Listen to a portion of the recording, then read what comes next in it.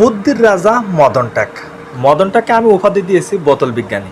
কি কারণে বোতল বিজ্ঞানী দিয়েছি চলেন ভিডিওটা একটু দেখে আসি, ভালো কিছু শিখতে পারবেন।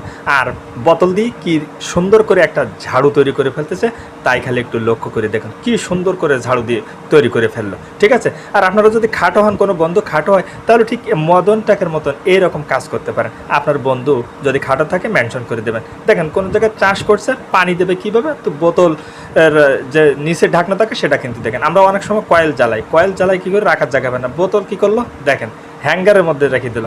এরপরে কি করলো, সুন্দর একটা টুল কাইটা দেখেন কি তার অবস্থাটা না করে ফেললো। ঠিক আছে, তো এবার আসি, কারোর হাতে যদি চুরি আটকায় যায় তাহলে চুরি খোলার নিনজা টেকনিক একটু দেখে নেন। এই জন্যই একে আমার খুব ভালো লাগে। ফ্রিতে আর কত বক করব। ভিডিওটা ভালো লাগবে অবশ্যই সুন্দর করে একটা লাইক দিয়ে যাবেন আর সাবস্ক্রাইব করে দেবেন। ঠিক আছে, তো আবার চলেন। এই বৃষ্টির সময় কাপড় চোপড় কিন্তু শুকাইতে আমাদের অসুবিধা হয়, তো বোতল বিজ্ঞানীর মতন কিন্তু এরকম কাজও কিন্তু করতে পারেন। দারুণ কিন্তু টেকনিক সব। ঠিক আছে, তো বোতল বিজ্ঞানী কিন্তু রান্না করতে পারে না, তা দূর থেকে দেখেন মাছটা কীভাবে বাজতেছে যাতে তেল ছিটকে না আসে। ঠিক আছে, তো দেখেন অল্প জায়গার ভিতরে কি সুন্দর করে কতগুলো বাটি রেখে দিল। ঠিক আছে, চায়নারা কিন্তু সাধারণত মাছ কিন্তু মানে সিদ্ধ করে খায়, তারা কিন্তু ভাজে না। দেখেন মাস্কের উপরে কীভাবে দেখেন। আবার এদিকে দেখেন সে আইল সোজা করার জন্য কি ব্যবহার করলেন, দেখেন আপেলটাকে ঘুরাই রুটি বানাচ্ছে। দেখছেন এরকম বুদ্ধি কিন্তু আপনারা চাইলে পাতে।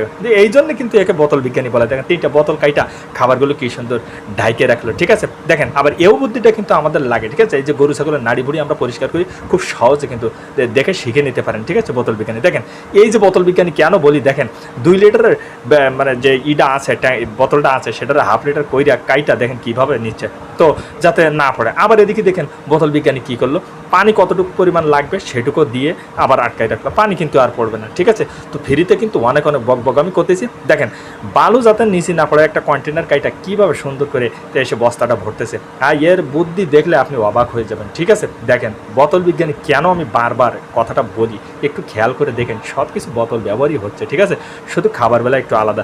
তো ঠিক আছে, ভিডিওটা ভালো লাগলে অবশ্যই সাবস্ক্রাইব করতে ভুলবেন না।